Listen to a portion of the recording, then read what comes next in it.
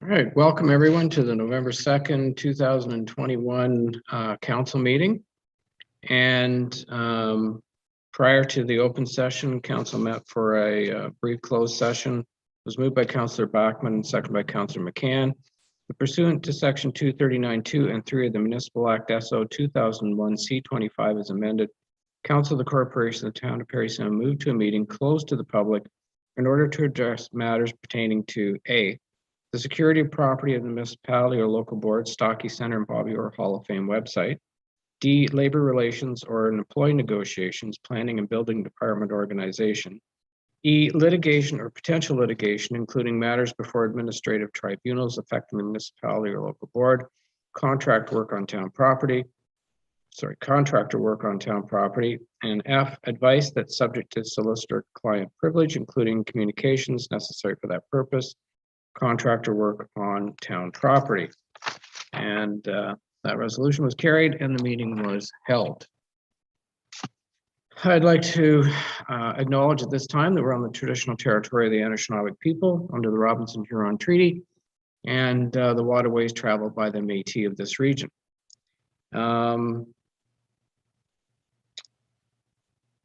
This meeting is being recorded and available later on the website at www.parrysound.ca. So, are there any additions or prioritization of the agenda? I do have a list of additions. So, first addition is 953, a request for information on OMER's investment performances, and 954, a request for Roma delegation meeting with the Minister of Education regarding the mega school JK to 12. And you should have got a copy, an email from our clerk with regard to a letter that was is being sent to the provincial government, the Ministry of Health, with regard to health or funds for public health. And what I would like is if we can support or endorse that letter later on in the meeting to support the cause for funding for public health. May I have are there any other items for Councillor Bachman? Yes, Your Worship. I just wanted to move one item up in the agenda if possible. Okay, which is that? Item number 1013. And that is which? Bobby Orr Community Center Pro Shop Agreement. Okay.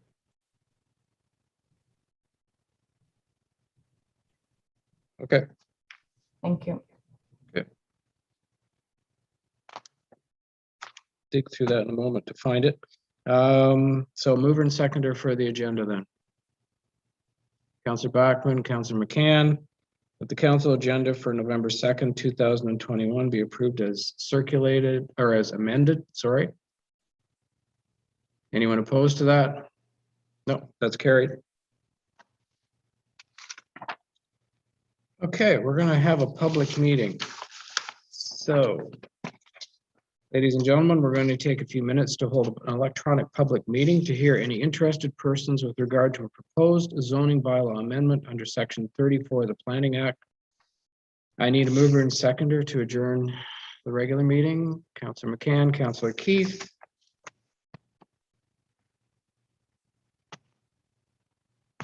We now adjourn the regular meeting and declare the public meeting open. Anyone opposed to that? Nope. Okay, that's carried. Ms. Johnson, can you explain how the public was notified of zoning bylaw amendment Z21-12-9 Bay Street, 30,000 Island?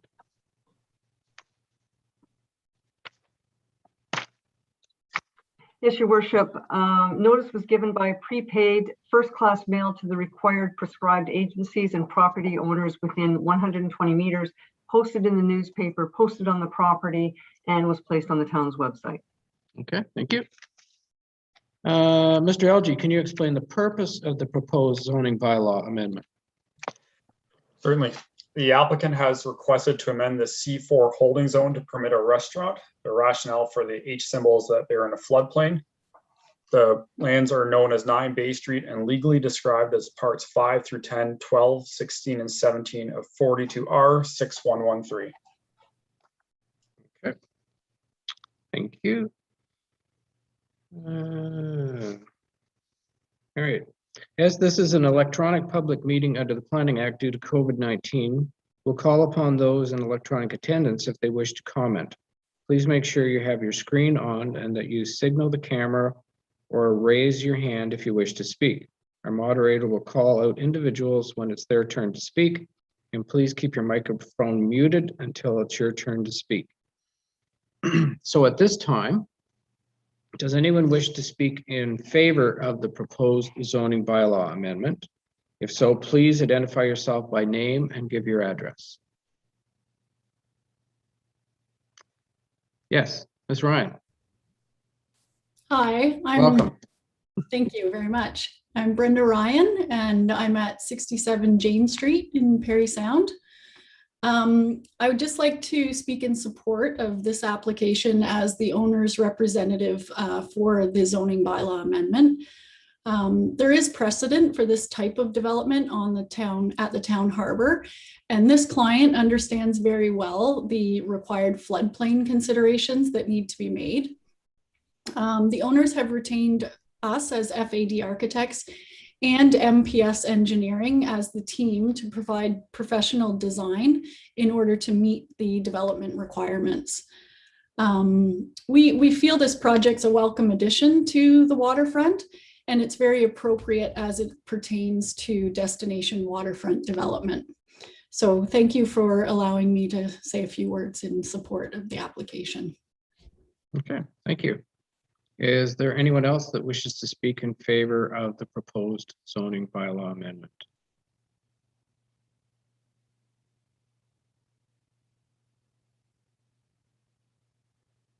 Not seeing anyone. I'll ask once more. Is there anyone wish to speak that's here that wishes to speak in favor of the proposed zoning bylaw amendment? No? Okay. So at this time, does anyone wish to speak in opposition to the proposed zoning bylaw amendment? Again, if so, please identify yourself by name and address.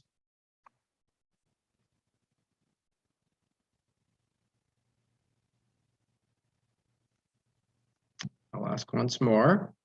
Does anyone wish to speak in opposition to the proposed zoning bylaw amendment?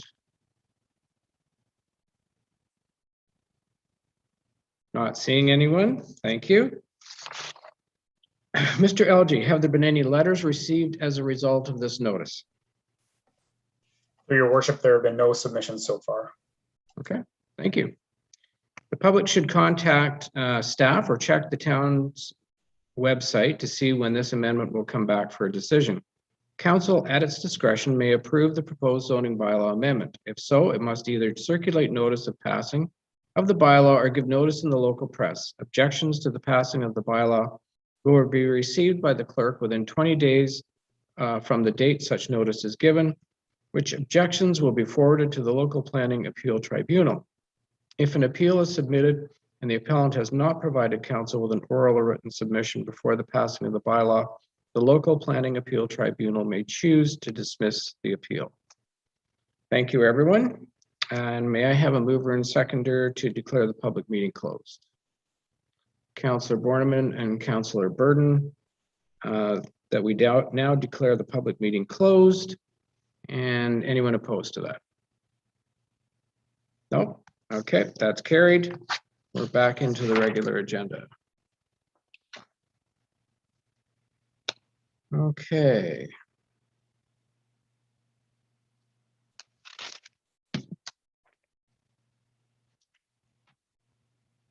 May I have a mover and seconder for the minutes, please? Councillor McCann, Councillor Burden. The minutes from the regular council meeting held October 19th, 2021 be approved as circulated. Are there any questions or comments with regard to the past meeting's minutes? No? Anyone opposed to the passing of those minutes? No one's opposed. That's carried. Questions of staff? Councilor McCann. Thank you. Perhaps Forrest and Mr. Pengler could answer this one. I'm just kind of curious as to the progress of the solar farm that's been built over at the McFarland Transfer Station or adjacent to it. Where are we sitting with the progress in terms of finally generating power and being connected to the grid, or has it been? Through you, Mr. Mayor, we are presently still working through the contract negotiation with Lakeland Power for the procurement of power. It's called a power purchase agreement. Is that complicated, or is it, are we running into roadblocks of some sort or another, or is it just formality and red tape? Through you, Mr. Mayor, I would suggest it's formality and red tape, and these things are complex, and it's being reviewed by a third party presently. But the construction is all completed up there now then. Yeah. Wonderful. Okay, thank you. Any other questions of staff? Councilor Keith, great. Yes, I have two questions. The first one is for Mr. Thompson. I'm wondering if it's possible that you can clarify what was happening on Church and Isabella, the intersection yesterday, because the intersection was closed for some time, and I know I was receiving questions about that. Can you advise as to the effectiveness or speed, as to the length of time it was closed, etc.? Certainly, through you, Mr. Mayor. Yesterday, late morning, was right around noon actually, there was a motor vehicle collision on Church Street near Isabella, and a vehicle significantly impacted a hydro pole on the, I guess that would be the north side of the street, and broke the pole off. So there was a suspended pole there that is a high transmission line of power through town, and the pole was snapped, as well as the infrastructure on the pole being damaged, being the street light and a few other things such as that. There were no broken lines. However, due to the fact that it was a suspended pole hanging off the simply off the wires, we did choose between the OPP and the fire department to shut the entire roadway down. And that road was closed off for many hours while Lakeland came, shut off the power to that immediate area of town and replaced the pole. So that was a significant closure of a street within town. There was ways around it, both for incoming traffic into town as well as outgoing traffic. I'm sure it created inconvenience for a number of people, especially in the immediate area with loss of power. However, for the safety of everyone involved, it was very important that we shut that piece of road down. The follow-up to my first question, though, is the effectiveness of how long it took for the situation to be remedied. Do we have any studies to say statistically if that's about an average time to have something like that repaired? Do we have anything there? Through Mr. Mayor, each one of these situations are individually specific. I know that I've been to numerous hydro calls where we have shut down roads, and the time frame for hydro to fix the repairs as necessary depends on many factors with regards to the state of the damage. I am not a hydro expert by any means, and I would not be able to personally say how extremely damaged that was. What I do know is upon Lakeland's arrival, they got right to work, and they did have resources come in rapid succession, such as suction trucks to dig holes and other needed pieces of equipment to facilitate the repair. And I suspect they did it as quickly as safely possible once they were on scene. Thank you. That I think Mr. Harris has something to comment. Yeah, Mr. Mayor, through you, I'd just like to add that I have had a conversation recently with the CEO of Lakeland Power and inquired if they could make arrangements with Hydro One, who have a a works yard, a dispatch yard in the town to respond to outages and electrical problems if Lakeland Power isn't close at hand and timing's an issue. I haven't heard back from him, but he undertook to have that conversation with Hydro One. Thank you. That's great to hear, because I think that we in the past have been used to having, of course, the power company right here situated in town. So we're used to a maybe more speedier service, at least initially. Not that I'm saying that it wasn't effective once they got here, Lakeland got here. My second question, excuse me, has to do with Mr. Cairns. Is he here tonight that I can ask the same old question, no doubt, is what is the status of the railing going down to Cascade? Because we are in November, and I do know there was some wet snow on my windshield earlier this morning, so I know winter is a-coming. Certainly, through your worship. I may defer to Vinny, who is also on here, as we were in contact with the manufacturer who is constructing it, and I'm just not sure if he was able to obtain a follow-up. It is being worked on, I can tell you that much. I'm just not sure if we had an update since I last contacted that individual. I'm not sure, Vinny, if you're able to provide any further information.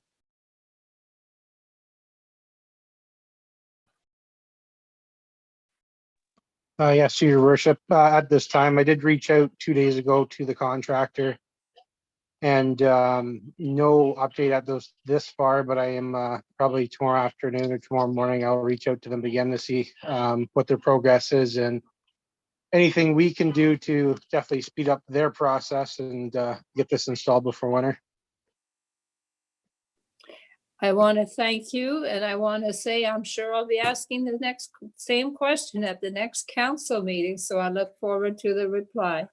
I can add to, sorry, further through your worship, just that the contractor did indicate he was very busy, but he was committed to getting this done. And as Vinny mentioned, we told him that we would aid in any way in facilitating that to happen as quickly as possible. So.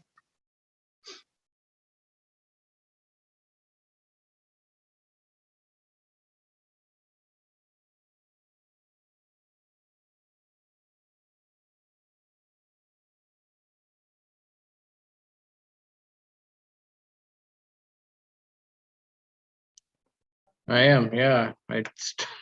Sorry, I didn't realize I was muted there. Okay, so course, was there any further questions, staff? No? Okay, correspondence, Ms. Johnson. Yes, your worship. There are 6 items of correspondence, one that was just added today. The first item is from Sandra and Lawrence Mulligan. They are concerned with their taxes and the level of service or the services that they consider that they get, and that's in consideration of where they are located near the edge of town. So this letter has been referred to the finance department, both the director and the manager of revenue and taxation, and they are in correspondence with the Mulligans. The second item of correspondence is from Jim Ewan. He's expressing concern regarding the number of dogs down at the Salt Dock area on the rugged trail, what the dogs leave behind. And because the number of dogs, that means there are a number of people bringing them. And so parking, he expresses that parking is a concern. So this item has also, has been referred to the Bylaw Enforcement Department, and I understand they are also in communication with Mr. Ewan. The third item is from the Ontario Good Roads Association. It's a call for nominations to the 2022-2023 Board of Directors. So if this is on the agenda, if a member of council was interested in that or wanted to nominate someone else. The fourth item is from Trevor Hall, expressing concerns with car speeding on Wabick Street. There has also been correspondence from our Director of Public Works back to the halls on this issue. There are different ideas being considered for how to address this. So council may want to make some direction to staff to follow up on that. The fifth item is from CUPE Ontario, the Canadian Union of Public Employees Ontario, and it's expressing serious concerns with OMER's investment performance, and OMER's, of course, is the Ontario Municipal Employees Retirement System.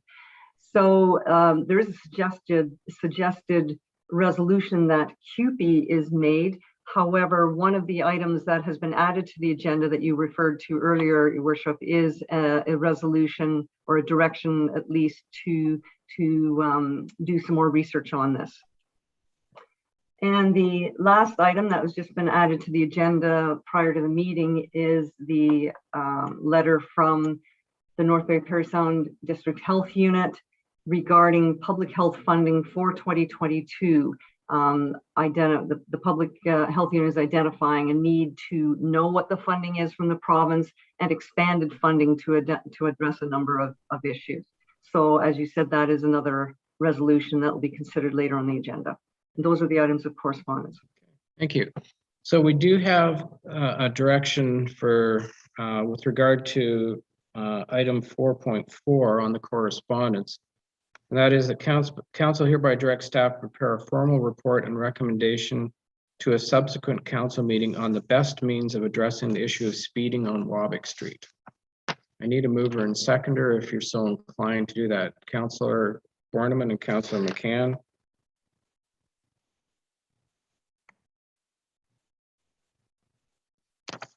Any discussion on that? No. Anyone opposed to passing that direction? Nope. Okay, that's carried. Thank you.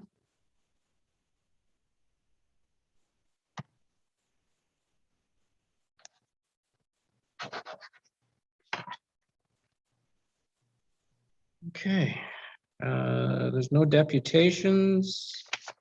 So we're into reports, and the first one, the top corner of my screen, is Councillor Borneman. Thank you, Your Worship. Good evening, everyone. I've had a relatively quiet couple of weeks. I have had a couple meetings at the airport, including this morning. It's been a good flying season. Fuel sales have exceeded even our COVID-adjusted budget. The airport, like every other facility, I think in Parry Sound, is experiencing staffing shortages and difficulty hiring and retaining folks both outside and in our cafe. We, I believe, are about to embark upon a strategic planning exercise to determine how best to manage an airport side of the business and a business park side of the business moving forward. I want to, I think, thank and congratulate our retiring MPP, Mr. Miller, who today announced that he will not be seeking re-election. He served our community well for a good number of years. Don't always agree with every decision or every policy with Mr. Miller or anyone else for that matter, I guess. But I do respect Norm's honesty, his hard work, and the integrity that he's shown while representing our community. And I wish him nothing but the best of luck moving forward. I told him that if he wants to improve his golf game, he's got to find a different crew to play with on Tuesday mornings, which Councillor Burden will attest to. I also want to congratulate and wish well our planner, Mr. Algie, who's moving on to bigger and better things. Taylor, it's comes as no surprise to see you graduate and move off, and I wish you nothing but the best in future. before our next meeting, Remembrance Day will have come and gone again. I see poppies in different locations this past week. I'd encourage everyone to buy a poppy, support the Legion, get out to service, and be thankful for those who have ensured our safety and our well-being in this country. And that's my report, Mr. Mayor. Thank you. Councillor Burton. Thank you, Mr. Mayor, and good evening, everyone. Rather brief report. On October 21st, I attended a roundtable event at Canadore College to discuss the international student program that is happening at the Canadore campus here in Parry Sound. There was much discussion regarding accommodations and transportation. Most of the current international students at Canadore Parry Sound are young ladies from India. There was a lot of emphasis on potential accommodations, and one of the things that was brought up was the people who have a spare bedroom, empty nesters in particular. If you would be interested in taking in one or two of these students, they tend to come in pairs, but not necessarily. If you can see your way clear to do that, contacting Canadore would be the best place to start, and I'm sure they would really appreciate anyone that's able to do that. They did mention that all of the current students are housed, but some of them are in the rooming house on River Street, which is fine, except for the fact that the bathrooms, washrooms are only one per floor, and some of the floors are mixed male and female, so it's not a real ideal situation for some of these young ladies. So anybody that can help in that way, that would be much appreciated. Otherwise, the general consensus seems to be that Parry Sound has a reputation for being a very warm and friendly community for these students, which doesn't surprise me. One announcement, Girlfriends Week put on by the Downtown Business Association is coming up starting November 15th to the 21st. Ladies, have a look at the PSDBA site for details and to register. And there will be gift packages for the first 200 to register. And I likewise would like to say thank you to Norm Miller for doing a wonderful job of serving Parry Sound Muskoka for the last 20 or so years. And I wish Norm well in whatever he decides to do with the rest of his, or the next stage of his life, let me put it that way. So thanks, Norm, and that's my report. Okay, thank you. Doug? Oh, sorry, Councillor McCann. Thank you, Mr. Mayor. A couple of meetings I attended, but I would like to echo the sentiments from the previous councillors who reported. Buy a poppy and wear it, and never forget. And I offer my congratulations to Taylor Elgie, who is moving on. I like Taylor. He was always available to chat, always ready to answer my silly questions one way or another. And we're all going to miss him, but he is moving on to bigger opportunities for him, and we wish him and his young family all the best. Wednesday morning, October 22nd or 27th, I attended the Belvedere Heights Board of Management monthly meeting via Zoom. We have a new feature at the monthly meetings now. It's called Voice of the Resident. And this provides board members with an update on the residents, their activity, their concerns. Cheryl Ward on our board has been appointed chair of the Finance Committee. She's replacing Don Carmichael, who had to step down as a result of resigning his councillor position in the Keller. Financial statements reviewed and accepted. Community support services reporting a very busy time this year with transportation, and as always trying to be creative and moving forward with services as they identify the needs in our community and strategically plan to get set to meet those. There has been activity with life lease sales, and we do have a few people on the waiting list. Belvedere continues to be in very good financial shape. And we also had an update from the Campus of Care on ad hoc committee chair, Art Coles, who reported on the progress as things moving forward. Thursday evening, then, October 28th, I attended the West Parry Sound District Museum monthly board meeting, again electronically. And we welcome Stephen Woliber, I think, I'm sorry, to the board of directors. Now, Stephen's been involved with the museum in years gone by, very much so, in fact. He has a lot of knowledge and skills and enthusiasm, so we're happy to have him back. Big part of the conversation, I guess, was trying to identify our mandate and what it is that we want to be to people. Do we want people just to come in and sort of ooh and awe at the artifacts? Well, that's part of it, but reserving and preserving our culture, our history, artifacts, it's a big part of what museums are trying to do these days. And we're trying to identify a way to do that and move forward with it. We financially will be in good shape for 2022. We are concerned about the year after. And like so many organizations, like the library, we own our own building, and it continues to be an expense to, to maintain it. And so things are good. And it's just encouraging to see things opening up once again. I've never seen in a long time such a busy summer with people on the streets and just in and around town and such. So I believe we're going to see an end to this COVID thing soon, on faith. And that's my report. Thank you. Okay, thank you. Councillor Horn. Thank you. Good evening, ladies and gentlemen. On October 25th, I attended the Parry Sound Area Planning Board meeting. There was 6 consent applications heard, 2 from McKellar, 2 from McDougall, 2 from Whitestone. 3 were extensions as they were nearing their year-long application process. And that was the only meeting I attended. And again, congratulations to Taylor and Mr. Miller. That's my report. Thanks. Okay, thank you. Councillor Keith. Yes, thank you, Your Honor, and including fellow councillors, staff, and the public. Councillor Horn has already mentioned about the Parry Sound Area Planning Board, so I'll move on there.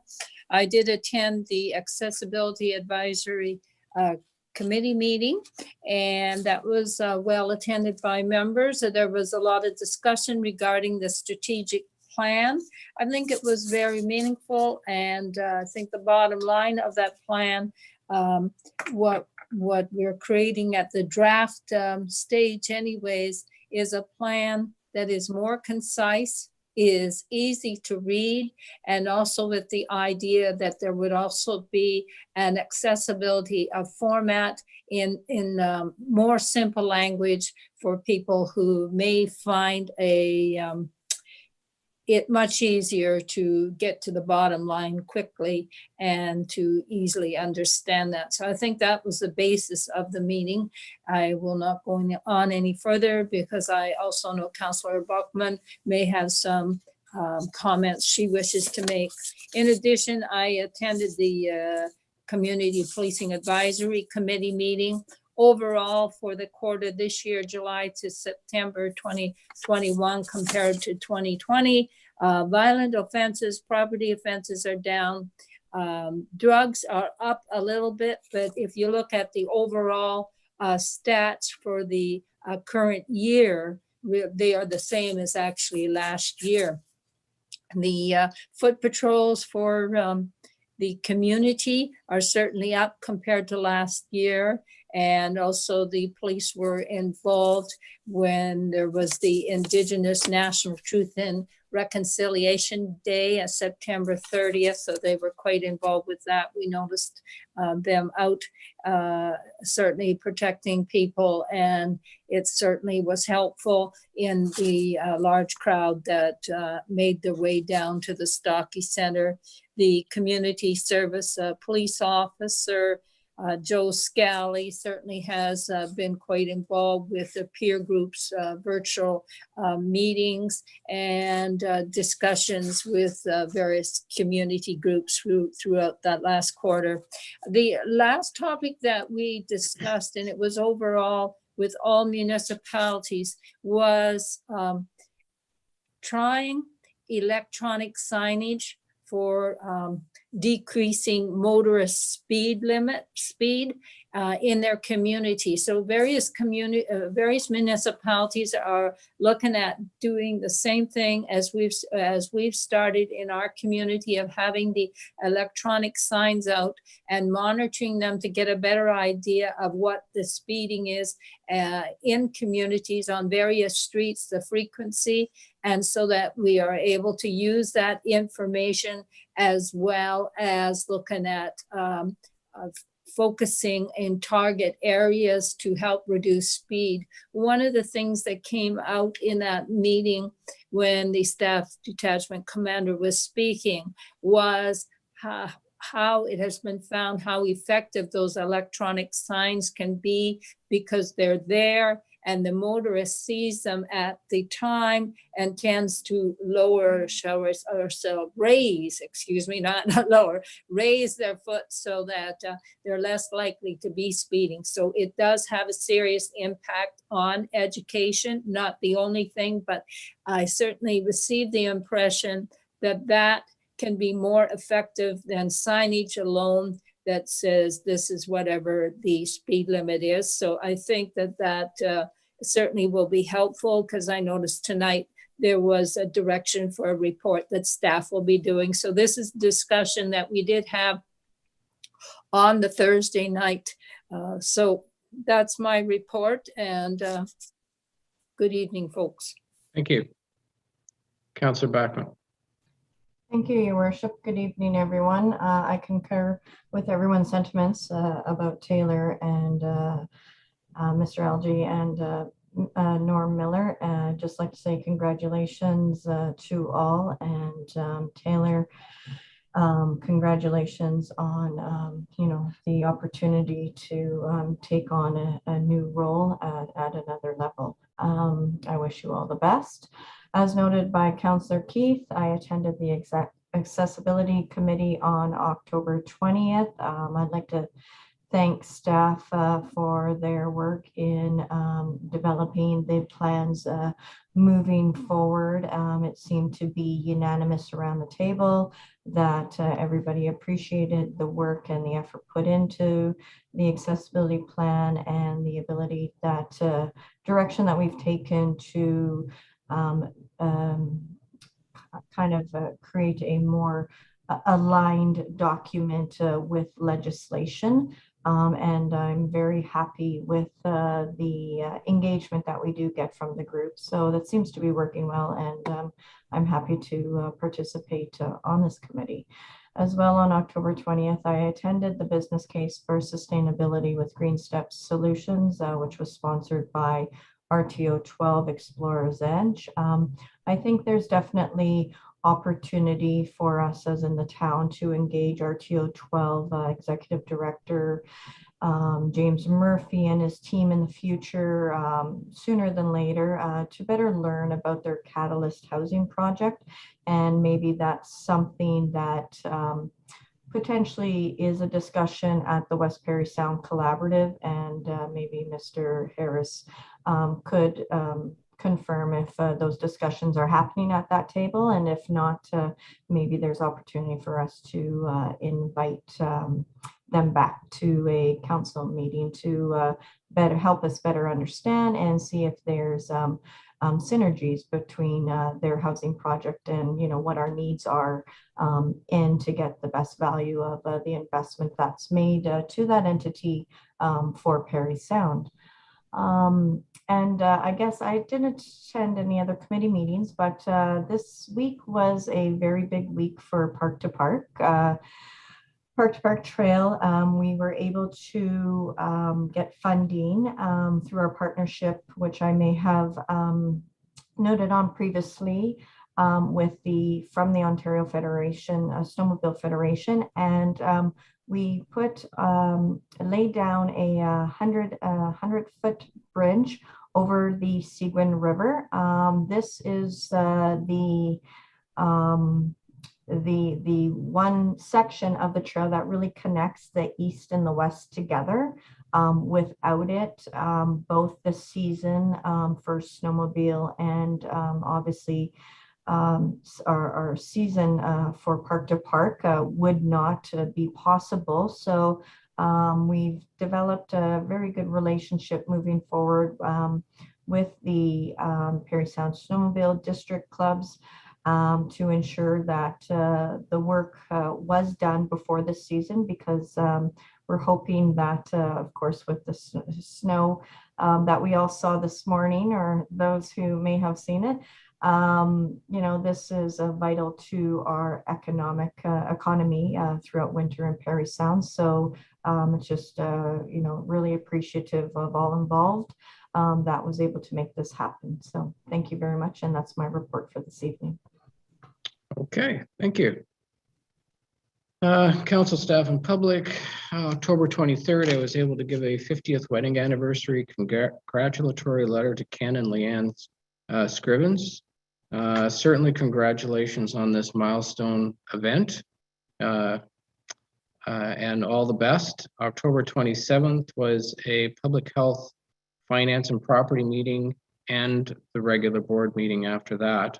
And I'd asked for that resolution, which will be later on the agenda, which a letter came out of that meeting requesting the province to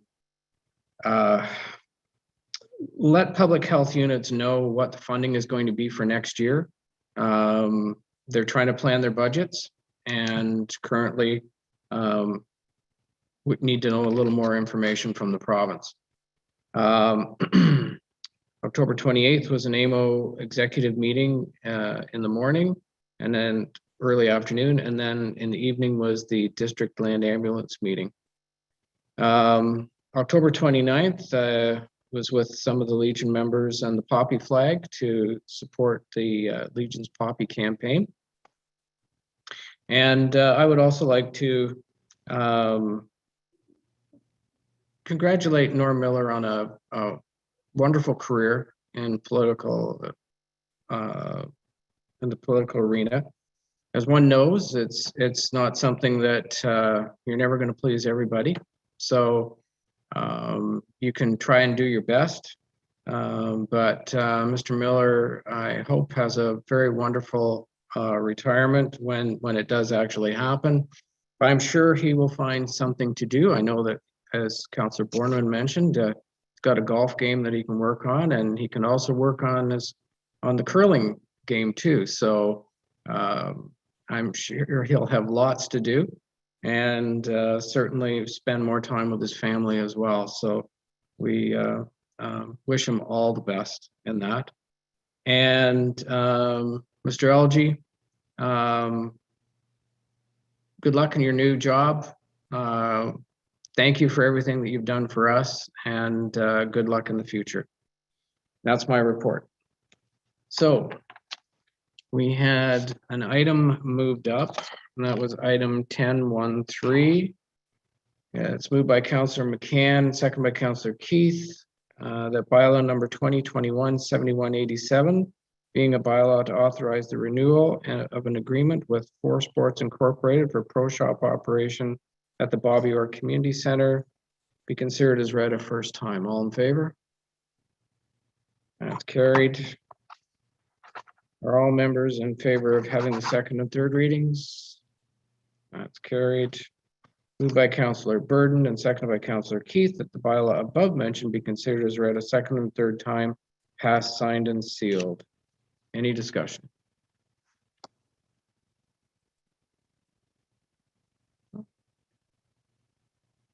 Did you want to say something, Councillor Borneman, or no? I just wanted to say that Mr. Murphy and Ms. Black have done a really good job for us in the pro shop down there. Like every other small business, I think they've suffered through COVID, and the community's fortunate to have the service available. So I hope they support them in their efforts. Yeah. Anyone else? Nope. Okay. Anyone opposed to the passing of this bylaw? Nope, and that's carried.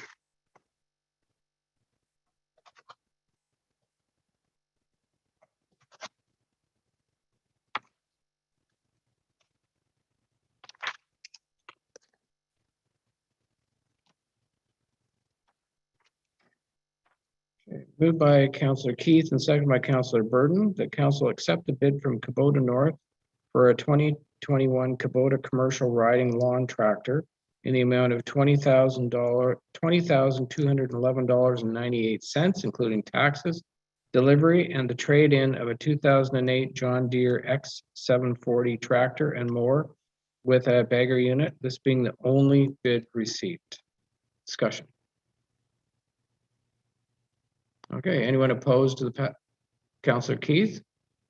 Yeah, yes, please. Yes, I just wanted to be clear. We're buying two, we're trading in one. Is there only one trade-in to happen? And if so, did we have a second machine and why aren't we trading that in, or what's happening to that, please?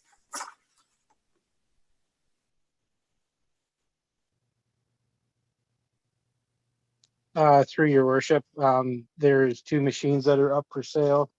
And there's going to be also two trade-in of the old machines that have come up to the end of their life. So it'll be two that we are trading in for two new ones. There's two different resolutions. There'll be another one after this. Yeah. Okay, so any more on this particular one? Councillor Bachmann. Thank you, Your Worship. With regards to this being the only bid received, what is the process we use to get the information out to the public for bidding? Maybe Mr. Cairns could answer that.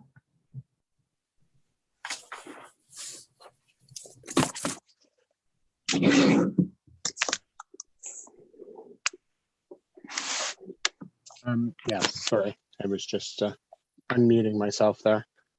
So this particular one, I believe it was advertised on our website, and I believe it was sent to vendors directly as well.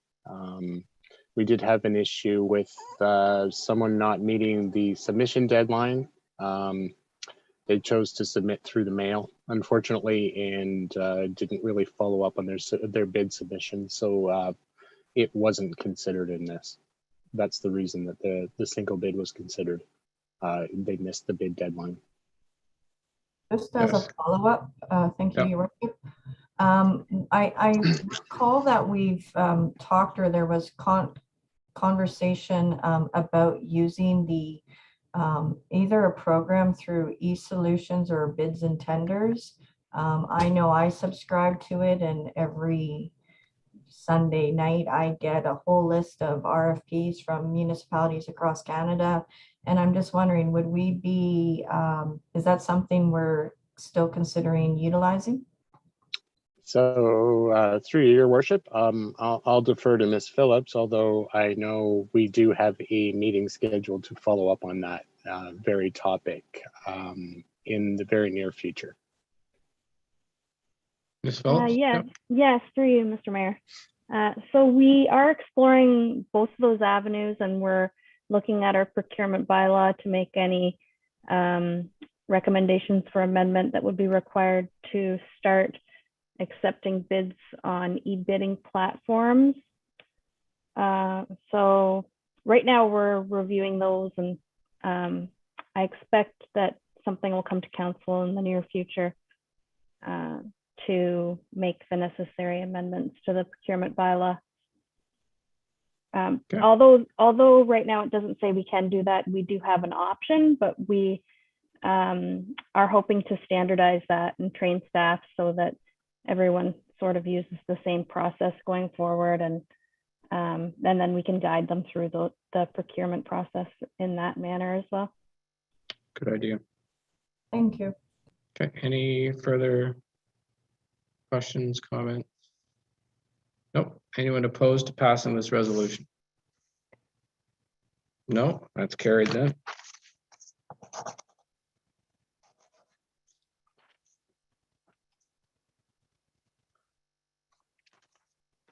Moved by Councillor Horn, second by Councillor Keith. The council accept the bid from Kubota North for a 2021 Kubota ZD 1200-3 out front zero turn mower bagger in the amount of $20,790.56, including taxes, delivery, and the trade-in of a 2008 John Deere Outfront zero-turn mower bagger, this being the only bid received.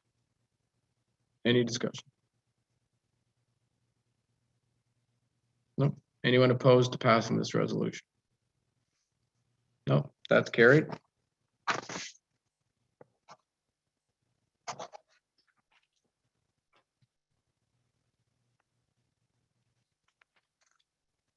Moved by Councillor Burden, seconded by Councillor Borneman, that council accepts the proposal from Vacies for an automatic vehicle locating system for the town of Parry Sound's winter maintenance vehicles for approximately $42,428.11, including tax. Discussion. Councillor McCann. Yeah, I would just ask how the addition of this would benefit. Does this have something to do with organizing or putting into some sort of logistical sense where the plows need to be and where they are when we're in a snow event? Kearns. Through your worship, sure, I can answer that. Through the provincial,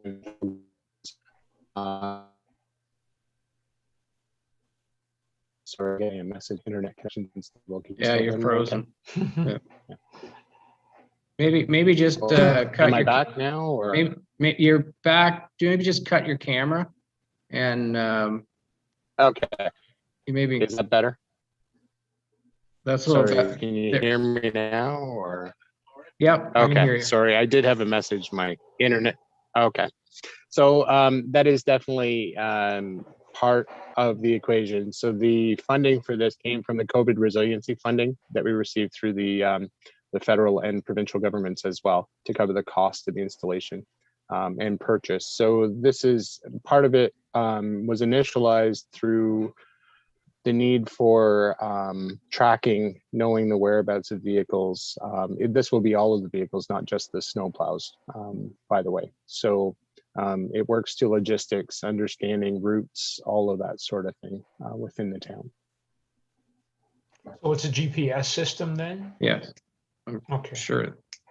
Okay, thank you. Yeah, so GPS AVL is a global positioning system and automatic vehicle location. So Great, thank you. Sorry, there were other questions. Mr. Harris, did you have a response to that one as well? Yeah, through the mayor, if I could just add to what Mr. Kearns was saying. One of the things that's important, if there's an accident on a town street, a slip and fall on the sidewalk, we're always asked to justify and explain the maintenance that took place, sanding, salting, and plowing, and when that was, if we've maintained the minimum maintenance standards. So this information will help in having that information recorded when a plow was on a certain section of the sidewalk or the street, and help in defending against claims. Okay. All right. Councillor Keith. Yes, thank you. I had a comment and a question in respect to this 9.1.2.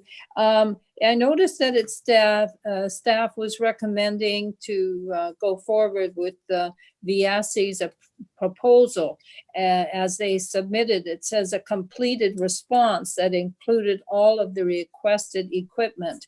And I think that's really important, because I think that if one right from the beginning isn't able to completely answer what it is that you're requesting, then that's a poor sign of doing business with somebody who doesn't start from the square one with providing you with full information. So I think that's really important in decisions we make. But also what I'm wondering about is the information that will be collected, say, for the first year, like naturally, if we go through this, is more than 1 year. But at the end of the first year, the information that is being collected and gathered, will that be put into any kind of a report that at some point council is able to see how that information impacts on other needs that the town has, and therefore, again, it goes on to how it impacts on our budget and what the needs are. I'm just wondering about the process there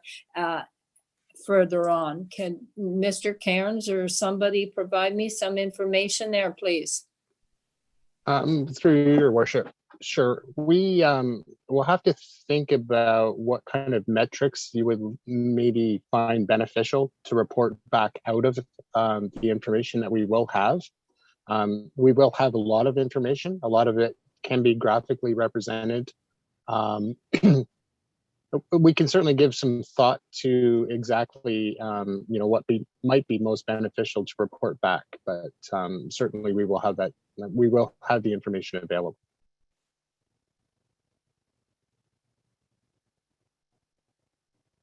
I would just say that I would hope so, because I think that we're coming up with purchasing equipment that can be much more efficient. So I would like to see how that efficiency is paying off for our community, and what the impact is on when we're planning our future budget. So how we can be, again, more efficient and again, be proactive. So I think it's also important for the taxpayer to see this money is being spent, this is the services being provided, and what tangible situation afterwards results from the use of this equipment. So I'm sure if you put your heads together, you'll come up with a great idea. Thank you.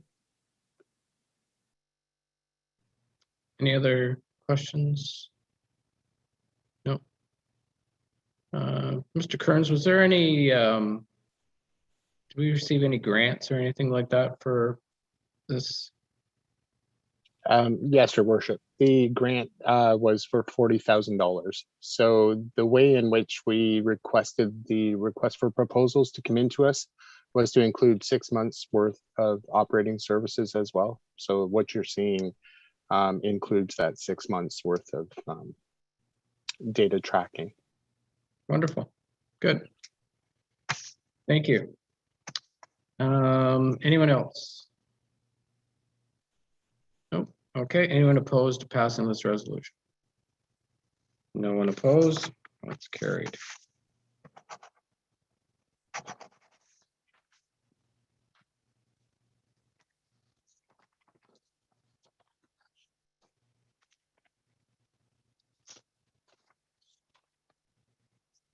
Moved by Councillor McCann and second by Councillor Horn, that pursuant to bylaw 2020-7061, section 3, paragraph 4, council approves Schedule A as attached, the 2022 schedule of regular meetings of council. Any discussion? Anyone opposed to passing this resolution? Okay, no one's opposed. That's carried.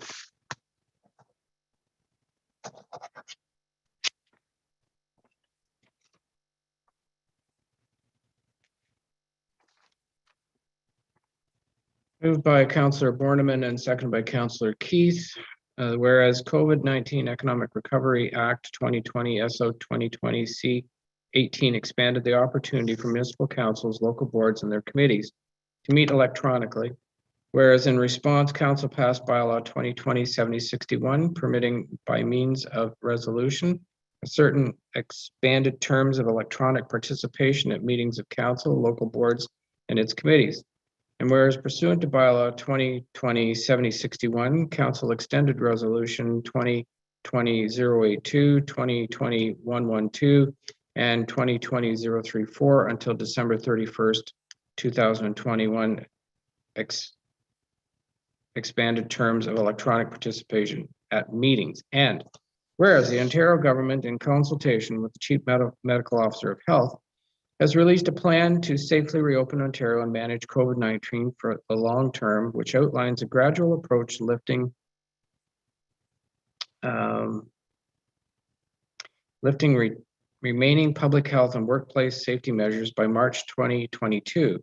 And whereas Council of the Town of Parry Sound has successfully conducted its business, including receiving deputations and holding public meetings through virtual meetings using Zoom video conferencing since the original declaration of a state of emergency in March 2020 and the restriction on gatherings.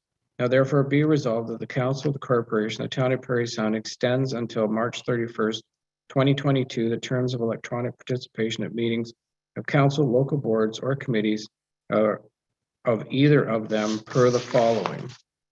A, electronic participation counts towards quorum. B, electronic participants are permitted to vote. And C, electronic participation is permitted in a meeting closed to the public. Any discussion? Councilor Borneman? Well, I think these, that we're allowing this is innocent enough, but I do, I think I'll only speak for myself, but I think everyone here probably feels some level of disconnect with staff, with the public, and with each other. And I do hope that, that we are, we've started with gradual opening up plans and whatnot. And I hope that we continue as quickly as possible to safely get back to normal meetings. I think, the number of deputations is down, the number of participants in public meetings, etc. I think that, the disconnect is deep. And I think, when you look at our track record of participation in elections and such, it's fairly poor. I'm going to say, we don't always get great turnouts. And I think this only, makes that situation more dramatic. So I'll support these measures, but I hope that we're working towards getting back to some gradual reopening as quickly as possible. Anything further? Councillor Keith? I was just going to say, I feel though this plan is showing that we are working towards a gradual reopening, and you look at other levels of government, the doors are not opening fully wide for full participation. In many areas, it's still, it's very common now, virtual meetings. So I think it's going to take some time, and I think the public and all need to feel very comfortable before one is meeting in a much closer venue than we have been. So I think, although we may like to all be together, the old adage, it's better to be safe than sorry, I think has to apply here, because it also sends a message out into other areas of the community that we take safety and all of our health is our top priority. So it is a gradual process, and we just have to accept that. Councillor McCann? Yeah, I think it shows faith moving forward, as I spoke earlier in my report about looking forward to an end to this pandemic. I just hope that, when we look forward to getting together again, that's great. But, during hard times, we learn how to cope and survive, and we learn new tricks.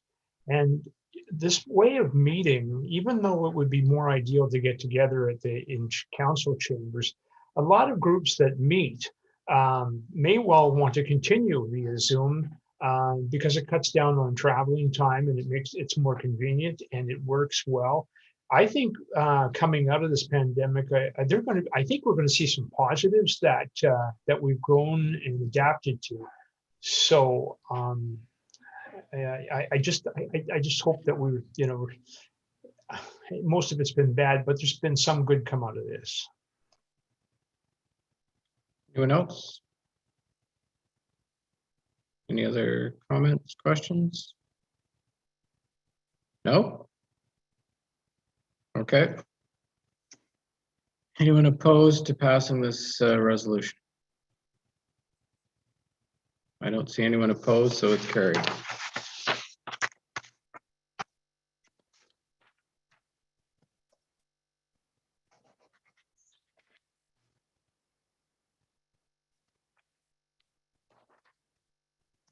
Okay, moved by Councillor Horn, second by Councillor McCann. Whereas treaties form the basis of the relationship between Indigenous and non-Indigenous people, and whereas treaties are legally binding agreements that set out rights, responsibilities, and relationships, with treaty commitments as valid today as they were signed often many years ago. And whereas Treaties Recognition Week honors the importance of and promotes learning about treaties, therefore the Council of the Corporation, the Town of Parry Sound hereby proclaims November 1st to the 7th, 2021 as Treaties Recognition Week in the Town of Parry Sound. Any discussion? Anyone opposed to passing this resolution? No, that's carried then. Thank you.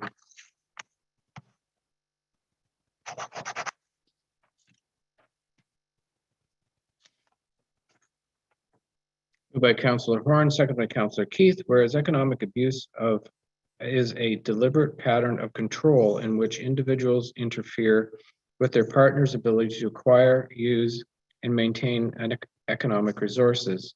And whereas a lack of access to economic resources undermines a woman's independence and agency, such as limiting her access to social support services, undermining mental well-being, and exacerbating other risk factors contributing to poverty and other forms of marginalization affecting women. And whereas each day in Canada, approximately 51% of women staying in shelters for women and children report experiencing financial abuse, economic abuse is a seldom talked about yet prevalent issue faced by survivors of domestic violence in Canada. And whereas economic abuse has happened to many generations of Canadian women and continues to happen regardless of socioeconomic status, race, age, or other identity factors. And whereas it is of the utmost importance that government at all levels take action to protect victims and support survivors of economic abuse.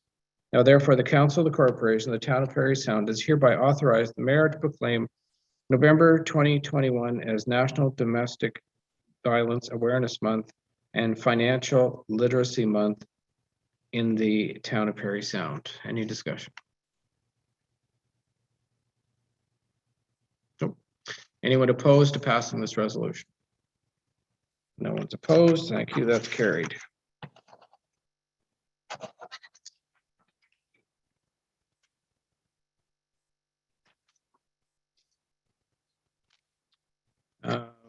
This is direction. It's moved by Councillor Bachman, second by Councillor Burden. Whereas Council has received correspondence from the Canadian Union of Public Employees, CUPE Ontario, expressing concern with the Ontario Municipal Employees Retirement System, OMERS, investment performance, and whereas the Town of Parry Sound is a member of the Ontario Municipal Administrators Association, OMAA, which in turn is a member of the OMERS stakeholders group.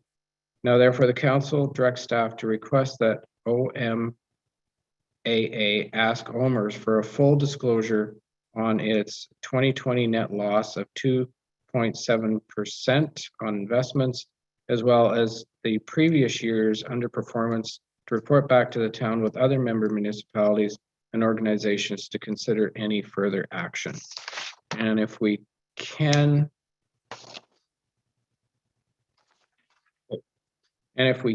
on this one, I would also like a copy of this to go to AMO as well. Okay.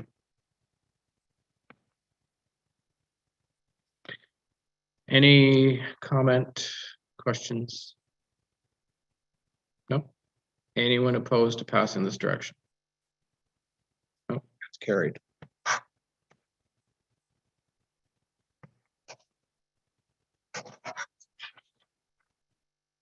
Item 954, it's direction again. And it's moved by Councillor Keith and seconded by Councillor Backman. The council hereby directs staff to request a delegation with the Minister of Education at the Rural Ontario Municipal Association, ROMA, conference to be held January 23rd to the 25th, 2022, for the purpose of discussing the Parry Sound JK to 12 school. Discussion. I have been in conversation with the other mayors, and we will be wanting to get a meeting with our MPP, Mr. Miller, to hopefully coordinate a discussion at with the Minister of Health, the Minister of Education at the Roma conference. There are a number of concerns about the school, and that it's not going to have the it's going to be lacking in educational ability for our students, and also that it's going to be too small. They keep saying that we're a shrinking population, and yet we've seen the signs of how population is growing in every municipality in this particular area. And we can't be undersizing a building that's going to move into the future. And we're looking after the educational upbringing of our children, and we want the best for them. So whether it's trades or academics, it has to be there for the students in our area. So I think Councillor Backman had her hand up first, and then Councillor McCann. Thank you, Your Worship. In regards to Roma, I understood that we weren't, or previously, and I guess I'm curious to know if it's changed, if we are members of Roma, the town of Parry Sound. You don't have to be a member of Roma.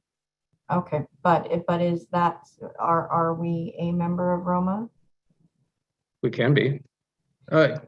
Roma's open. It's rural Ontario, and they'll accept the town of Parry Sound as part of that. So, okay. But we're also there with the other municipalities in West Parry Sound, so which are more rural, have more rural aspects. So it's a collective effort that we're supporting each other in this one. No, I absolutely agree with you. I've just I've often reviewed the agendas for the conference and found that some of their material were applicable to our community and us as working with our neighbors. So, you know, I know that maybe in the future, it may be a conference that councillors may want to participate at. So anyway, thank you. Yep. Councillor McCann. So I wonder, I know it's frustrating all along, but I'll speak for myself. This isn't the first time I've been disappointed that we seem to be getting left behind somewhere. But is anybody on the Near North School Board listening to us? Where does our rep stand on this? Are we getting any kind of support as we move forward? Anyone can answer that one.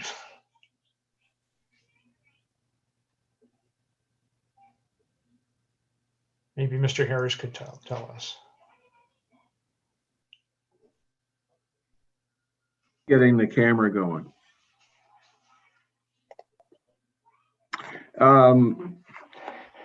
As council will recall, a couple of meetings ago, we had the rep for our area at the council meeting, and the concerns that the mayor and others have expressed this evening were expressed to him at that time.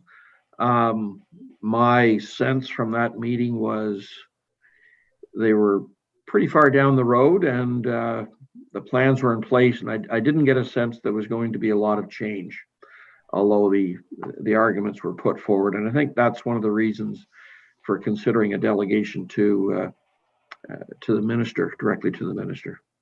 So I guess my follow-up then, is there a lot of muscle to going with this delegation? Can we sort of, I guess, skip rank or how, and get some satisfaction from a higher up then, so that our concerns are met. Because I agree, you know, it sounds like this is not going to be, you know, what we truly need moving into the future. All we can do is make the pitch and bring it to their attention. And if we don't, then, you know, shame on us. But I think all along we have been trying to get the Board of Education to listen to us. The parents certainly have tried to as well. There have been some very standard pat answers given back, but as Mr. Harris said, it seems as though they are already down the rabbit hole and they're not about to back off on anything. So the only thing we can think of is let's make a pitch to the minister and see if we can't at least get the minister to turn his head and take a look at what's going on. Again, we want the best for our students, and we just try and make a point. Yeah, Mr. Harris. Thank you. Through the mayor, I think just to add, I think you're right. It's going to be a challenge to get any change, but that's why the first step is to elicit the support of our local MPP, Norm Miller. If he's on side with supporting the request, and we've also got the support of the seven area municipalities in West Parry Sound, that's a lot of support. It's not just one municipality or a couple of municipalities. It's West Parry Sound with the support of the local MPP making this case. And I think that will get some attention. To the extent there's changes, yet to be seen, but at least I think we'll get their attention. Councillor Keith. I was just going to say, I think when people elect us to council, they are hoping that when there is an issue that we will band together and try our best to help our community. And I think this is an opportunity where we show leadership, and that's what we do. So this is an opportunity to follow through. Yeah. Councillor Borneman. Has there been any coordination with the other municipalities about putting this case forward in a concise, well thought out manner?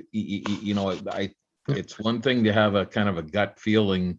It's another thing if you can actually make the case. And I think there needs to be some conversation between the mayors and the CAOs in order to be able to do that in a way that does get the minister's attention. Yep. There have been, I've had a conversation with one or two of the mayors. There's been some emails currently on this as well, and I'll be reaching out to Mr. Miller to have a conversation as well about this. Some of them are away next week, so we have a little bit of time, but the important thing was let's get the request in so that we're in the queue, and we'll formulate that plan just a little bit later so that we can do that. But the response back from the other mayors that have responded is that they agree with the approach that we're taking to make a delegation. So.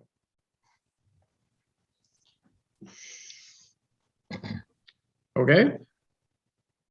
Anyone opposed to the direction? Nope, that's carried then. Thank you.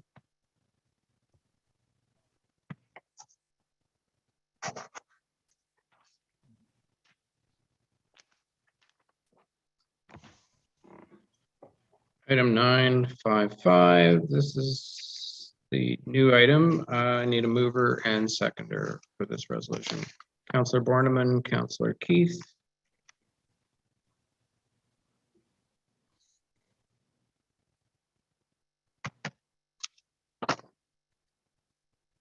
That whereas provincial financial commitment is necessary for the planning purposes of public health units, and whereas an increase in provincial funding is necessary for the North Bay Parry Sound District Health Unit to continue to provide services related to COVID-19, including vaccination, extraordinary costs for public health recovery efforts for the public health base budgets to maintain public health unit capacity. Now therefore, the Council of the Corporation of the Town of Parry Sound supports the North Bay Parry Sound District Health Unit's request for public funding for 2022 as identified in its letter of November 1st, 2021 to the Honorable Christine Elliott, Minister of Health. Any discussion? So we had a pretty good conversation at our public health meeting about funding, just so you know. And currently, like the health unit is trying to put its budget together for 2022. There has been no correspondence from the Ministry of Health as to say where their funding levels are going to be at for 2022. And considering the rumblings that went on a few years ago, you know, they have a right to be concerned. So we discussed sending a letter, which was drafted, and you got in your email. And so the idea is that municipalities will support that letter to support the health unit, that hopefully they can at least maintain their previous funding that they had. They have had extraordinary costs due to this. They've had to hire extra people. They've had to move people from one department to another to try and make this all work.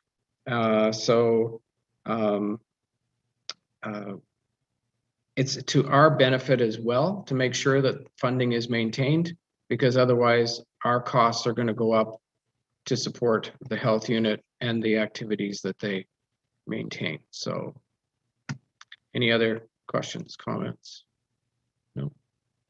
Anyone opposed to passing this resolution? No, it's carried. Thank you.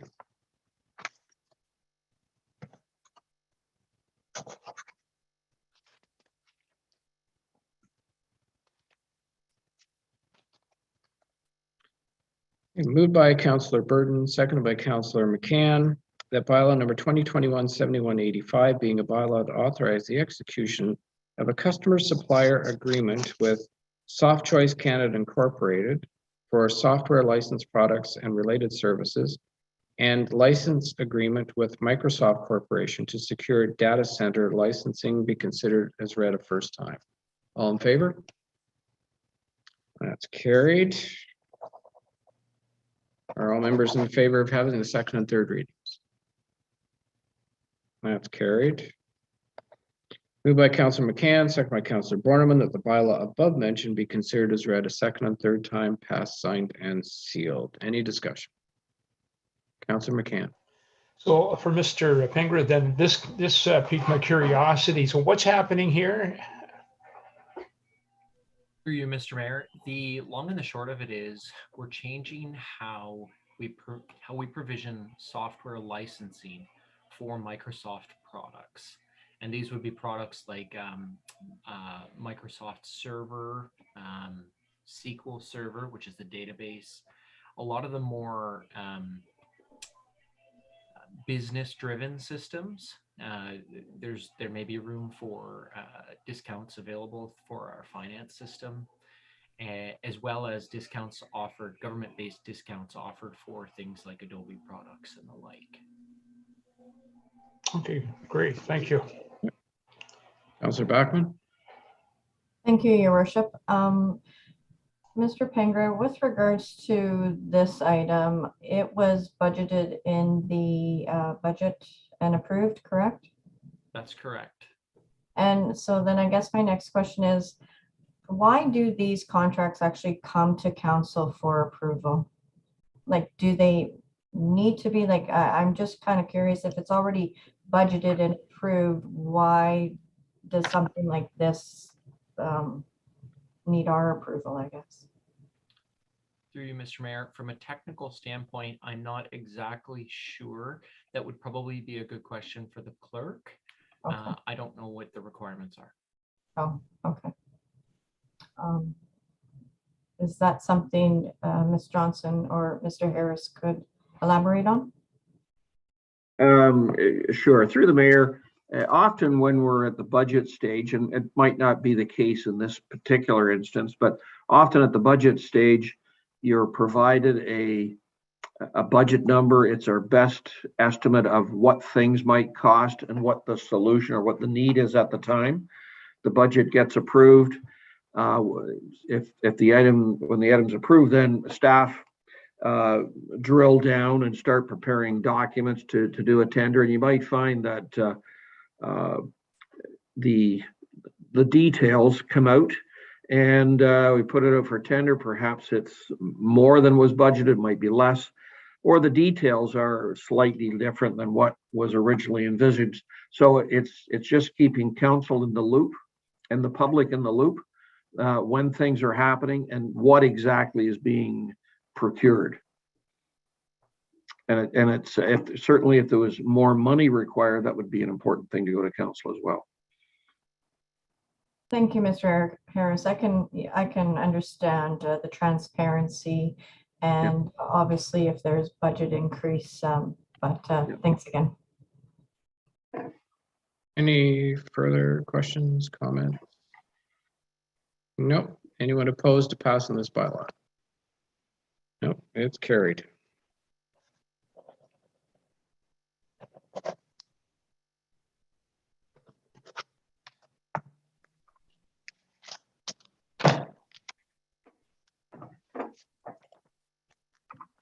Moved by Councillor McCann, second by Councillor Borneman, that bylaw number 2021-7186 being a bylaw to authorize the execution of a service contract with Sanofi Technologies Incorporated for the management of smart baseboard thermostat controllers be considered as read a first time. All in favor? That's carried. Are all members in favor of having the second and third readings? Carried. Moved by Councillor Borneman, seconded by Councillor McCann, that the bylaw above mentioned be considered as read a second and third time, passed, signed, and sealed. Any discussion? Nope. Okay. This is something that's going to eventually save us money, which is a good thing, and energy savings as well. Anyone opposed to passing this bylaw? Nope, that's carried then.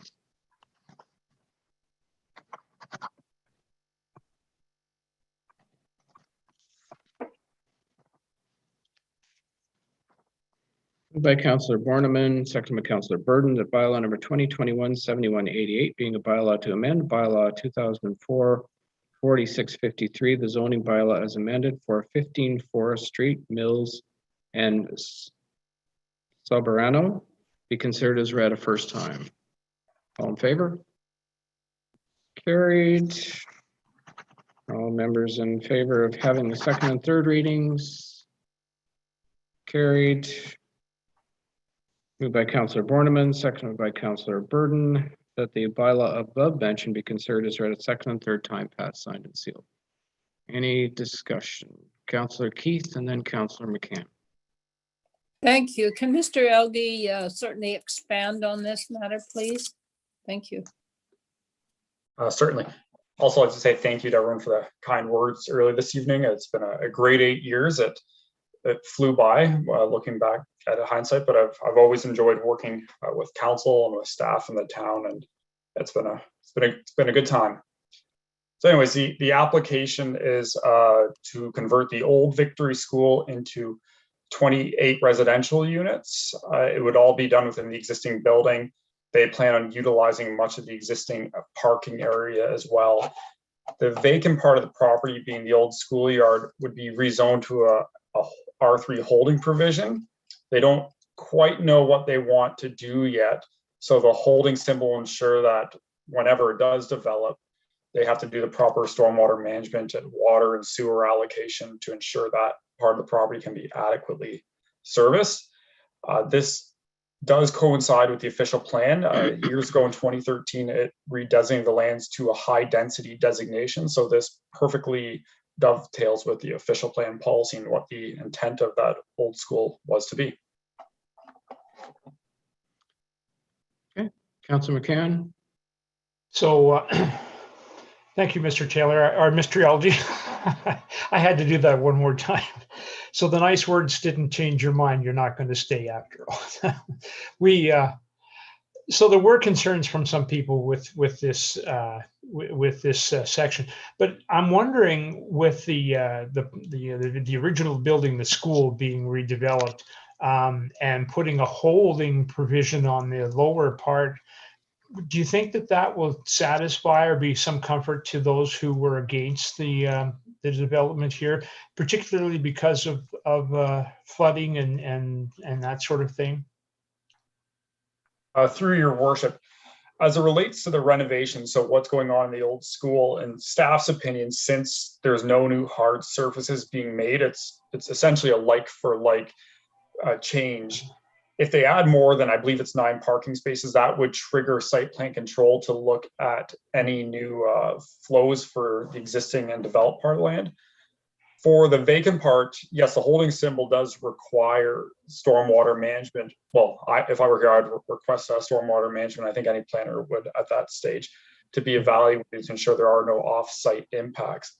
I don't know if it will pacify or if that will make the objectors happy. The one neighbor I spoke to did seem satisfied with the response. For instance, noting concerns with traffic management, staff's opinion is that if a school can support all the school buses and children and parent drop-offs, this would likely be a lower intensity use. So it is quite accommodating for this type of transition.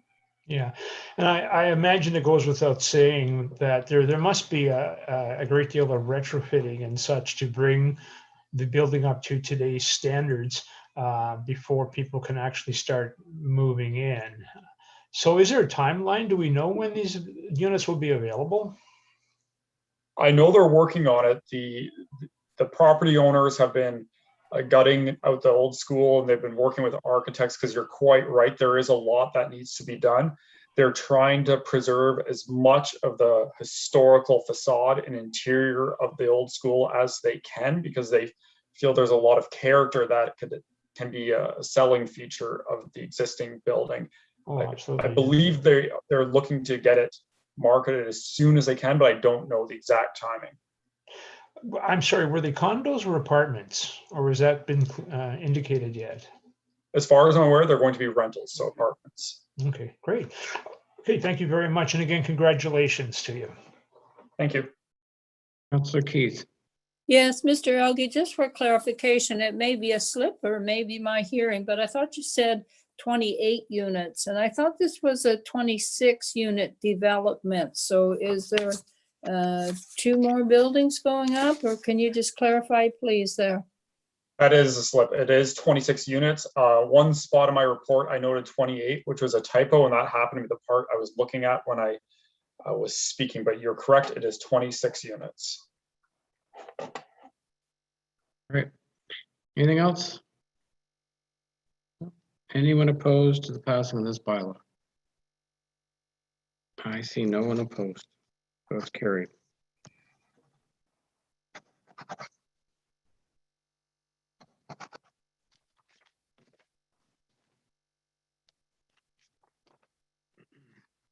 Moved by Councillor Keith and seconded by Councillor Horn, that bylaw number 2021-7190 being a bylaw to approve a COVID vaccination policy for all town of Parry Sound employees, council members, committee members who attend in-person meetings, volunteers, and students be considered as read a first time. All in favor? That's carried. All members in favor of having the second and third readings? Carried.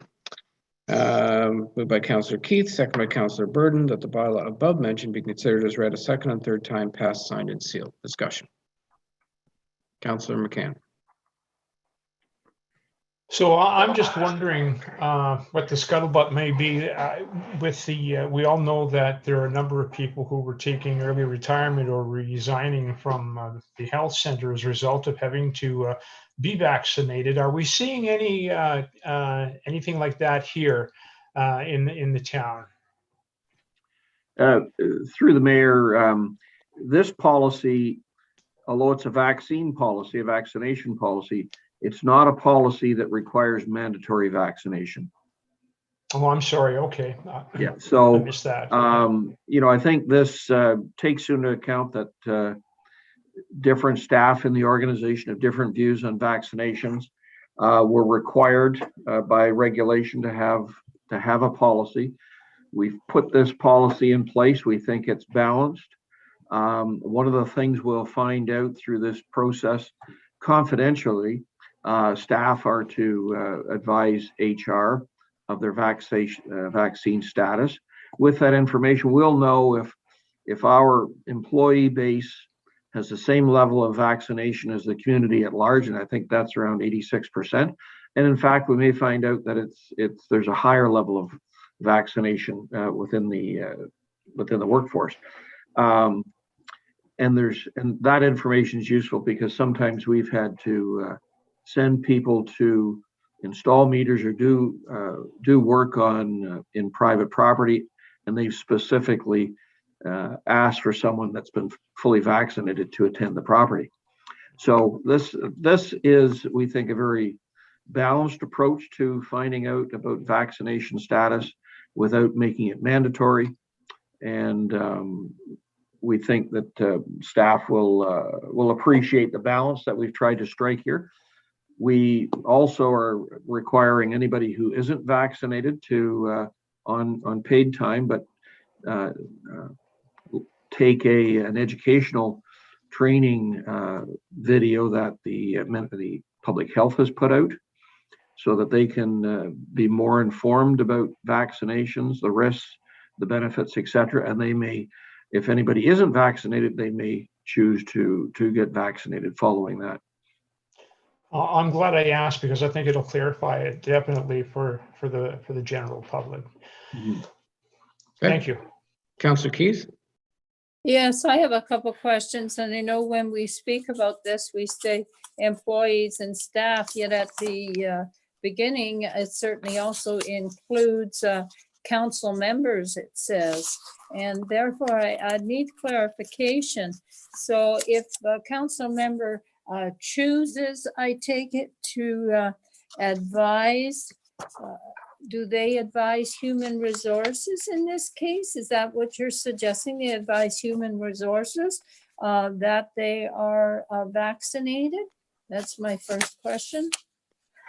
Through the chair, anybody that this is covered by this policy would be letting HR know confidentially their vaccination status. So members of council are covered by this.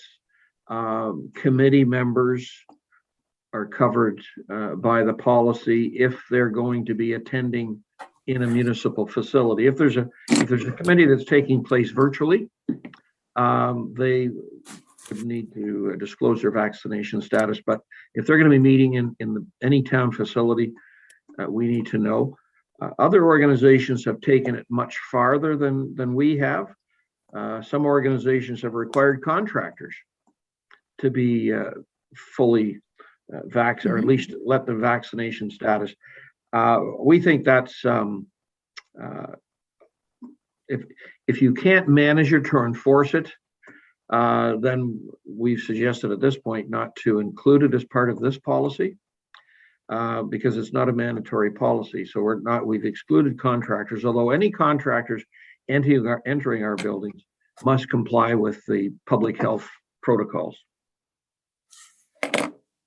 Yes, Councillor Keith. So I have a further question, and it has to do with section 9 of the non-compliance. It seems to me section 9.1 certainly seems quite flexible, shall we say, as to what it says the employee may be subject to discipline up to including dismissal, but it seemed pretty flexible there. And therefore, I go back to my question about council. How do you enforce, or what are you expecting then of council members if a member chooses not to provide that information? Is it basically in that case, so they wouldn't be coming into government, or in this case, the municipal government buildings? Is that the bottom line there? Through the mayor, I hope that council would lead it's important that the senior staff in the organization and council lead. So if council supports this policy, I would expect and hope that all members of council would follow it.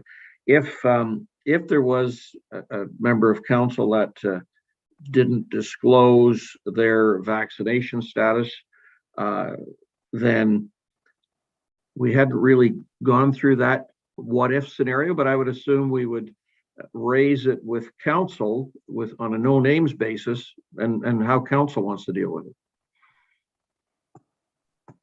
Well, just to clarify one more aspect, has this policy been also examined by the town lawyer just to have some input into the types of questions I've asked? We did have some preliminary discussions with the lawyer who advised that we actually need a policy. I'll ask Alicia to provide any comments. She may have had further discussions with the town lawyer.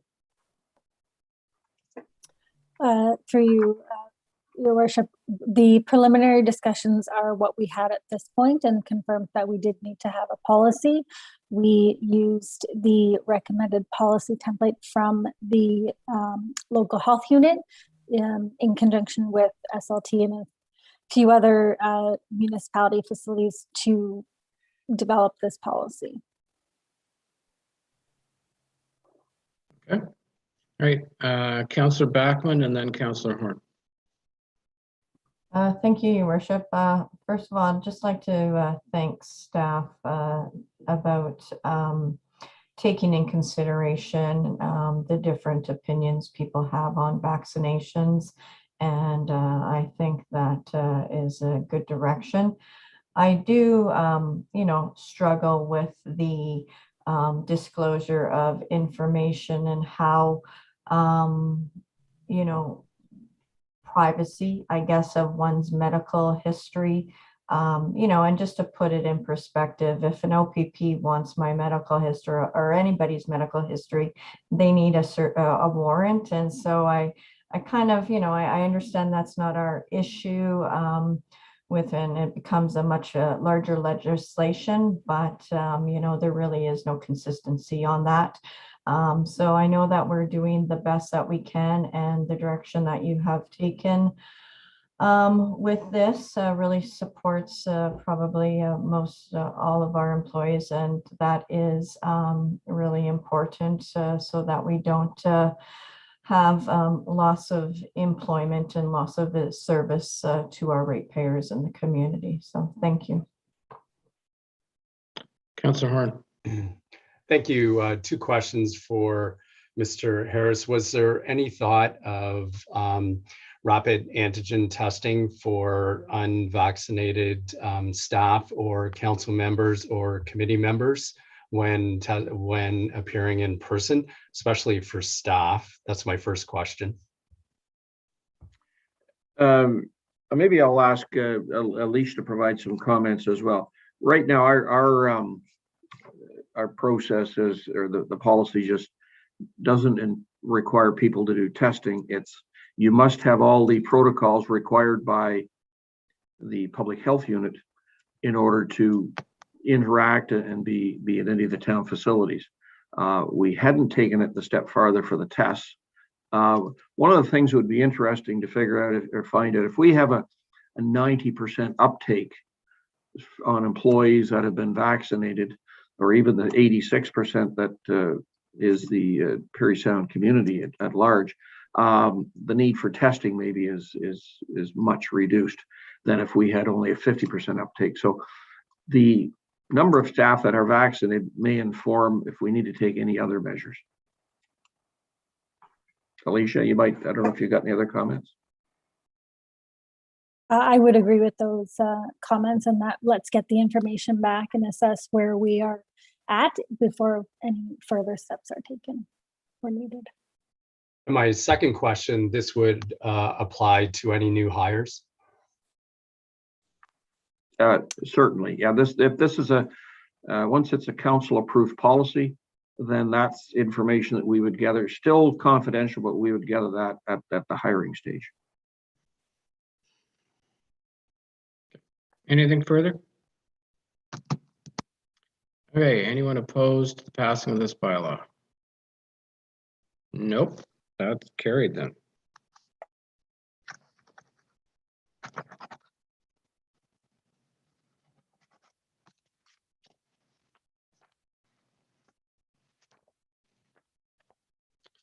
Moved by Councillor Keith and seconded by Councillor McCann that bylaw number 2021-7189 being a bylaw of the corporation of the town of Parry Sound to authorize the borrowing upon serial debentures in the principal amount of $2,418,025.14 towards the cost of Isabella Street realignment and Wadwick Street reconstruction be considered as read a first time. All in favor? That's carried. Are all members in favor of having the second and third readings? That's carried. Moved by Councillor Burden and seconded by Councillor McCann that the bylaw above mentioned be considered as read a second and third time, passed, signed, and sealed. Any discussion? Nope. Anyone opposed to the passing of this bylaw? Nope, that's carried. Thank you.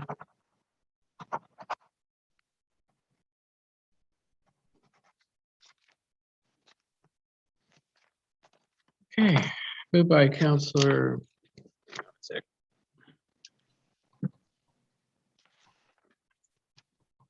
There.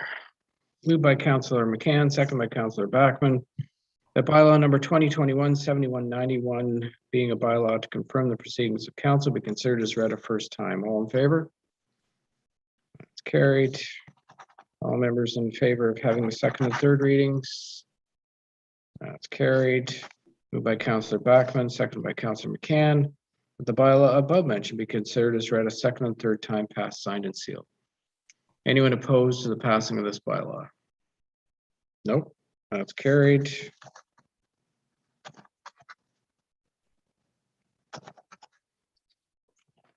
Okay. Next council meeting. Prior to adjourning, I'd like to offer the following information to the public regarding the next council meeting. The next regular meeting of council for the town of Parry Sound is scheduled for Tuesday, November the 16th, 2021 at 7 p.m. The meeting will be held by a Zoom video conferencing and will be live streamed and recorded. All regular council meetings are held at 7 p.m. on the first and third Tuesday of each month, except January and August, where only one regular meeting is scheduled. The council meeting schedule, notices of special council meetings, complete agendas and minutes, and instructions on accessing live streamed and recorded council meetings are all posted on the town's website. Go to www.parrysound.ca under news and public notices. Your TV airs council meetings on Saturday at 9:30 a.m. following a regular council meeting. And for Cogeco listings, contact www.yourtv.tv. Thank you, everyone, for a good meeting, and have a good night. Have a good